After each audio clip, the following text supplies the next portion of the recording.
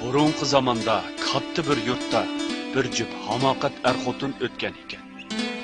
Ularning ajoyib xosiyatli bir to'g'osi bor bo'lib, ular har qitim pullarni xajlab tugatgan chaqda bu to'g'o ularga bir dona oltin tuxum tug'ib berdi ekan.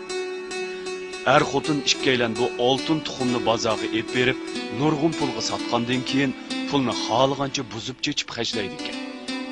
Kunlar bir-birini qo'g'lishib o'taverdi. Lekin bovoy bilan momoy oz to'liq pul yig'ib, tirikchilik qilib, o'z jinini o'zi beqishni xiyoliga keltirib qo'ymabdi.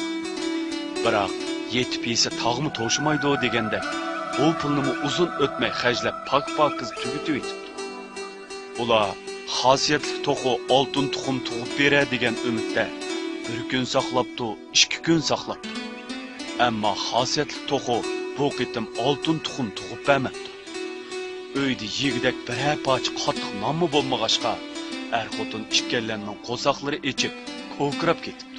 Shuning bilan er-xotin ikkalan xosiyatli to'g'oni oltin tug'dirishning amalini o'ylashga boshladi. U yon o'ylab, bu yon o'ylab, oxiri bir amal tepibdi.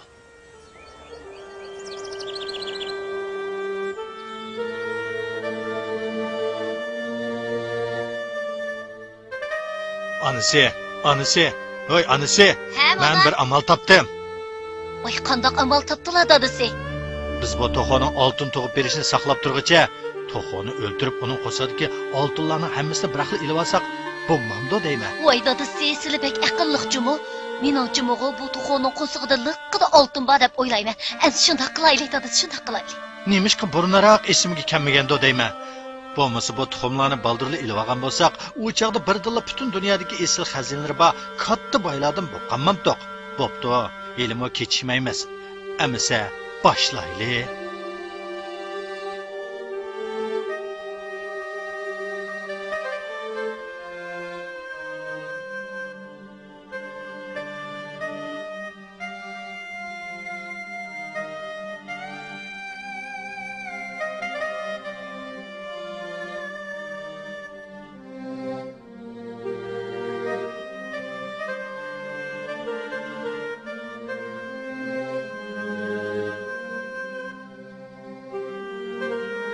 Obdara qarısılar dadisi, bir rasimi qilib qolmasin jumu?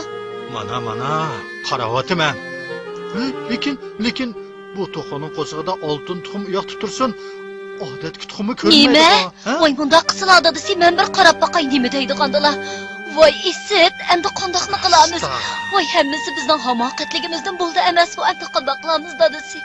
Ma ishni qaramamdigan.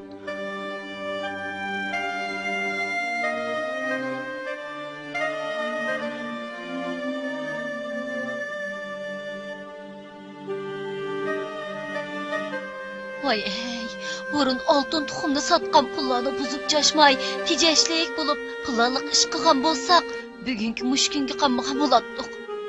Voy isit, endi bundan keyingi kunlarimizni qandoqmi o'tkazamiz dadisi? Oz yegan ko'p yer, ko'p yegan po'q yer degan mush emasmi? Er-xotin ikkalan shuncha pushaymon qismi o'rniga kelmabdi. Ular o'zlarining o'rinliq qilib, halol kun kechirmay, mush kunga qolganligini oxiri tushunib yetibdi. Shuning bilan ular qaytadan hayratga kelib, o'z kuchiga toyinib, jafoliq ishlab nurg'un pul tepibdi va u pul bilan maktab sopdi, yo'l yasabdi.